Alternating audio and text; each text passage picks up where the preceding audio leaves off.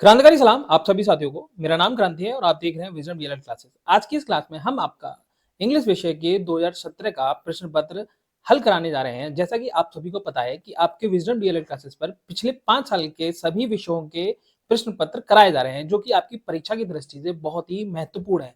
आइए बिना किसी देरी के हम आपका ये पेपर सॉल्व कराते हैं। अगर आपको इंग्लिश विषय में किसी भी प्रकार का डाउट है, किसी भी प्रकार की आपको दिक्कत आ रही है, तो हमने इंग्लिश विषय को बहुत ही अच्छे तरीके से चैप्टर वाइज चैप्टर खत्म कराया है। आप हमारी प्लेलिस्ट में जाके देख सकते हैं, वहां पर सभी चैप्टर्स आपको क्रमबद्ध तरीके से मिल जाएंगे। चलिए बिना किसी देरी के शुरू करते हैं आज की क्लास। आप सबसे सामने पहले देख पा रहे हैं कि आपका ऑब्जेक्टिव क्वेश्चन में सबसे पहला क्वेश्चन क्या है। आपका सबसे पहला क्वेश्चन कह रहा है हु इन्वेंटेड बाइलिंगुअल मेथड। जैसा कि आप सभी को पता है, ये आपका बहुत ही बहुचर्चित प्रश्न है। ये हर 1 साल 2 साल के गैप में रिपीट होकर क्वेश्चन पूछा ही जाता है। तो इसका उत्तर होगा प्रोफेसर सीजे डॉटसन। आपका बाइलिंगुअल मेथड इन्होंने ही डिस्कवर करा था। उसके बाद दूसरा प्रश्न कह रहा है आपका new method is related to. New method आपका किससे संबंधित है। आप सभी को जैसे पता होगा, न्यू मेथड के साथ में इसका और भी नाम होता है। वैसे आपको पता होगा डॉक्टर वेस्ट ने इसको डिस्कवर किया था और इसी को हम ओल्डेस्ट मेथड के नाम से भी जानते हैं, इसको क्लासिकल मेथड के नाम से भी जानते हैं। अगर आपको यहाँ पर न्यू मेथड की जगह ओल्डेस्ट मेथड क्लासिकल मेथड भी आएगा तो भी आप डॉक्टर वेस्ट मेथड को ही चुनाव करेंगे। अब चलते हैं तीसरे प्रश्न की तरफ। तीसरा प्रश्न कह रहा है choose the correct preposition. I came his request. अब इसमें आपको एक प्रपोजिशन चूज करना है जो इस फिलिंग द ब्लैंक को अच्छे से सूट कर रहा हो। तो आप प्रोनाउंस करके देखेंगे आई केम ऑन हिज रिक्वेस्ट। आपने जैसे पढ़ा ऑन, तो ऑन ही आपका उत्तर हो जाएगा। आई केम ऑन हिज रिक्वेस्ट, मैं उसकी विनती पर ही यहाँ पर आया हूं या आई हूं। ठीक है, हिज है तो मतलब पुरुष की बात हो रही है। चौथा प्रश्न क्या कर रहा है चूज द करेक्ट आर्टिकल।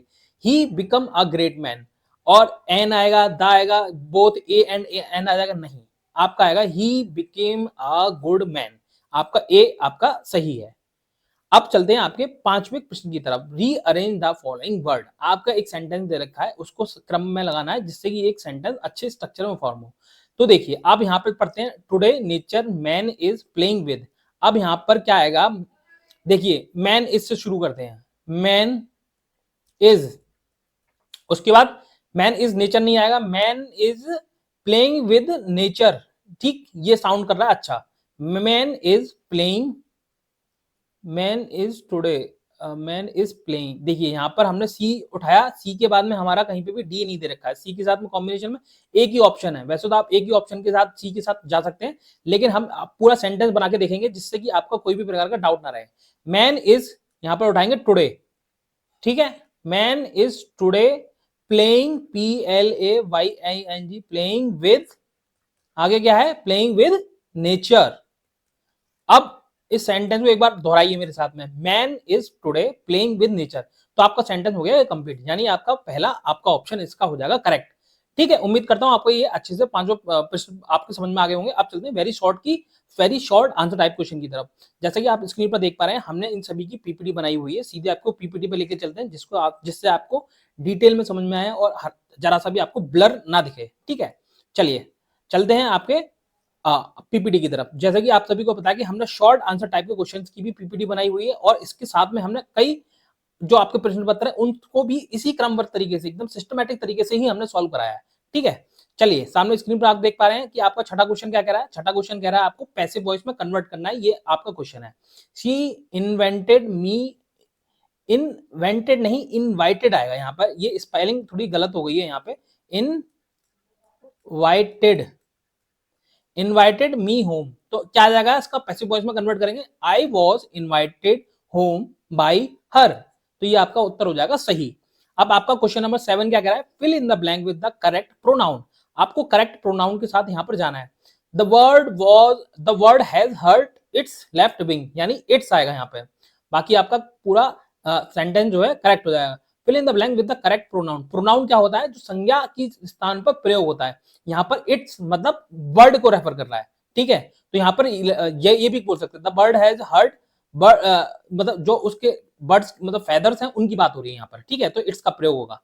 आठवां पॉइंट कह रहा है joint point out noun in the following sentence. आपको नीचे गिवन सेंटेंस में नाउन को पॉइंट आउट करना है। तो आपको जैसे पता है कि नाउन जो है वो आपका क्या है, एक प्रकार का नाम है, तो वो संज्ञा के अंदर आता है। हिंदी भी एक नाम है, उर्दू भी एक नाम है। तो मैंने हाईलाइट कर दिया है, आपके रेड में जितने भी है वो सभी आपके नाउन है।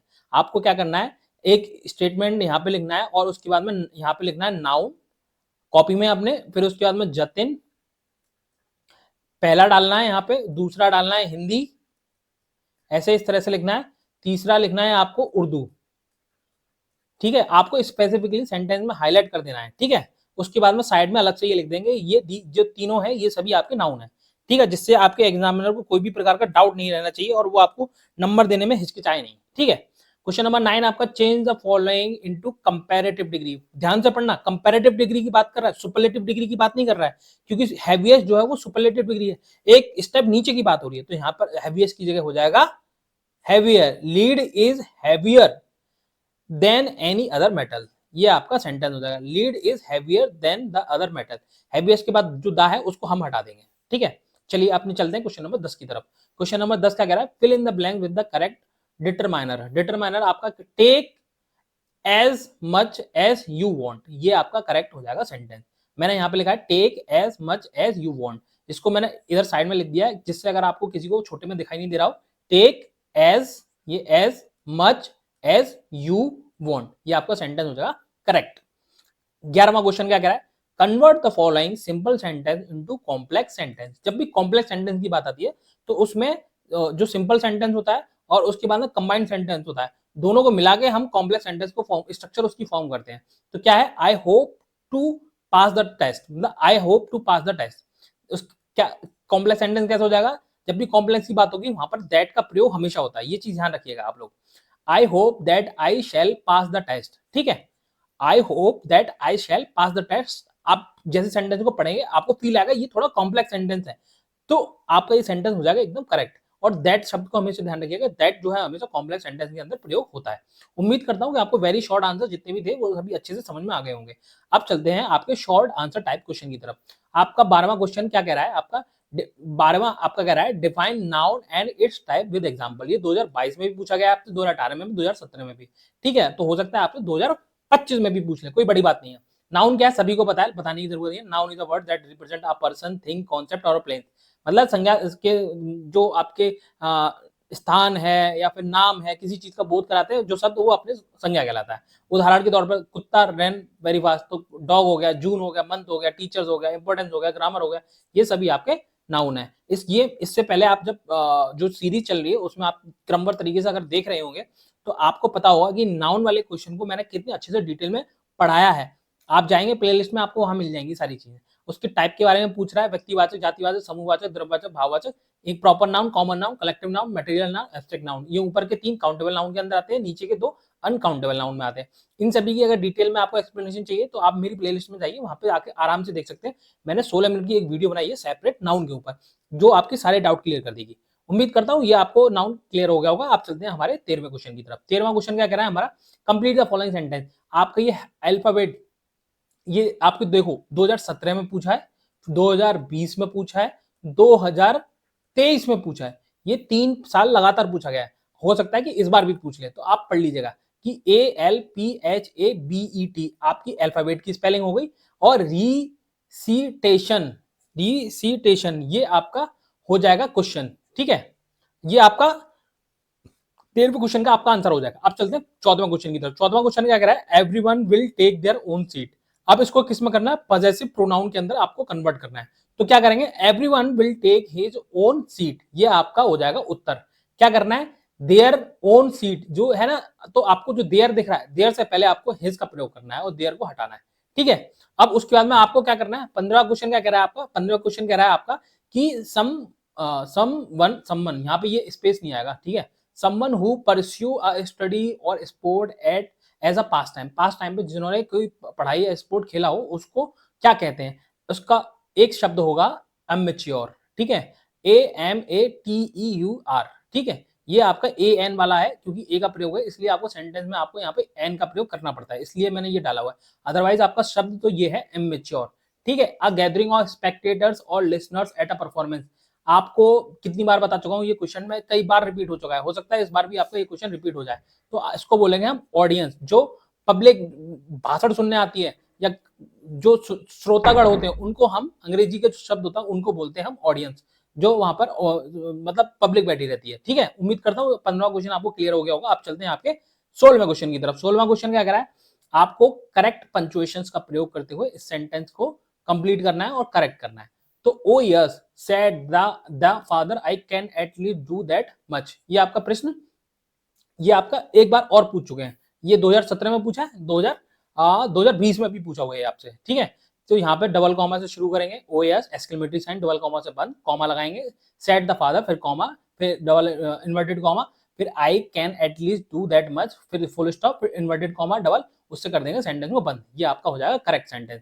17वां क्वेश्चन क्या कह रहा है आपका, 17वां क्वेश्चन कह रहा है correct the following sentence yours truly. तो यहाँ पे आपको एपोस्ट्रोफी एस जो जिसको बोलते हैं, इस जो कॉमा है इसको एपोस्ट्रोफी एस बोलते हैं, इसको हटाएंगे और सीधा लिख देंगे योर्स ट्रूली, आपका सेंटेंस हो जाएगा करेक्ट। सेकंड आपका कह रहा है Tom is older than me, तो ये आपको है ना, ये दे रखा है Tom is older than me से पहले लगाना है आपको आई, क्या Tom is older than I am, ठीक है। अब आपका आखिरी क्वेश्चन जो है 18वां, आपको अपने जो 18वां क्वेश्चन है उसमें कह रहा है कि आपको अपना एक मित्र है जिसको एक पत्र लिखना है और गर्मियों में छुट्टियों में जो आपने बिताया, जो एक्सपीरियंस क्या वो आपको अपने मित्र के साथ साझा करना है। तो क्या करेंगे, फ्रॉम मतलब आपके दोस्त को, जो आपका दोस्त है वो उसका मतलब लिखेंगे यहाँ पे, उसका नाम डालेंगे, उसका एड्रेस डालेंगे, टू यानी मैं, अपना नाम डालेंगे, फिर उसके बाद में अपना मतलब जो नेम है वो डालेंगे, फिर एड्रेस डालेंगे, ठीक है। ये आप कुछ भी कर सकते हैं, फ्रॉम जैसे आप मान के चलिए पुलकित, फ्रॉम ये आपका पुलकित, आपके दोस्त का नाम ये आ गया, उसके बाद एड्रेस आपका डाल दीजिए, आपका जैसे जो आपका प्रयागराज डाल दीजिए, आपका प्रयागराज, ठीक, टू में अपना डाल दीजिए, जैसे आप जैसे रवि आपका मान लीजिए रवि नाम है, ये आप कर लीजिएगा, ठीक है, कॉमन चीज है ये, आपको मुझे एक ही बच्चों की तरह बतानी नहीं पड़ेगी, आप खुद से कर लेंगे, ठीक है। अब मेन कंटेंट पे चलते हैं, आपका यहाँ पे लिखेंगे डियर फ्रेंड, ये एक्सक्लेमेटरी साइन हटाओ यहाँ से, डियर फ्रेंड यहाँ पे लगाना है कॉमा, ठीक, हाउ आर यू आप कैसे हैं, आई एम वेरी फाइन लिखेंगे, मैं अच्छा हूं, I want to share my experience that I had during our summer vacation, मैं आपके साथ अपने विचार साझा करना चाहता हूं जो कि मैंने गर्मियों की छुट्टी में बिताए, अवर एग्जामिनेशन वर हेक्टिक, जो हमारे एग्जामिनेशन थे वो बहुत ज्यादा तनावपूर्ण थे, and I really needed to relax, मुझे सच में विश्राम की जरूरत थी, this vacation was a boon to me, ये जो वेकेशन है मेरे लिए बहुत ही ज्यादा खुशमंद या जरूरतमंद रहा, to me as I was able to enjoy as well as learn something new, ये मेरे लिए जितना आनंद में था उससे ज्यादा मैंने कई सारी नई चीजें सीखी। माई ग्रैंड पेरेंट टुक मी, मेरे जो दादा दादी हैं वो मुझे एक ट्रिप पर लेके गए, जो जिस जगह पे लेके गए उसका नाम शिमला है, फॉर 3 दिन के लिए, and the climate was really snow, वहां का जो क्लाइमेट है वो थोड़ा थोड़ा मतलब उसमें हल्की हल्की मतलब बर्फबारी हो रही थी, it was the first time, ये मेरे लिए पहली बार था जब मैंने स्नो को गिरते हुए देखा, I had a lot of fun seeking and playing with the snow, ठीक है, मुझे स्नो के साथ खेलने में और उनके साथ स्केटिंग करने में इनमें मजा आया। After that I enrolled in computer classes for 5 days, जिसके बाद मैंने कंप्यूटर क्लासेस की 5 दिन की कक्षा में दाखिला लिया।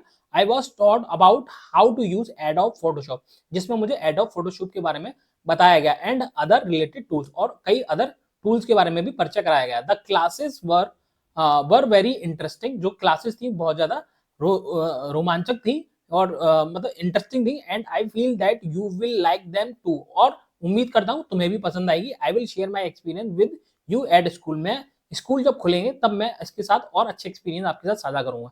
आई am waiting to see you my friend, मैं आपको देखने के लिए इच्छुक हूँ मेरे प्रिय मित्र, hoping to hear you from, आपसे इस जवाब के बारे में तुलना मतलब उससे लेटर प्राप्त करने के लिए बोला है, टेक केयर, अपना ख्याल रखो, योर लविंग, नेम डाल देना अपना, ये आपका हो गया कंप्लीट।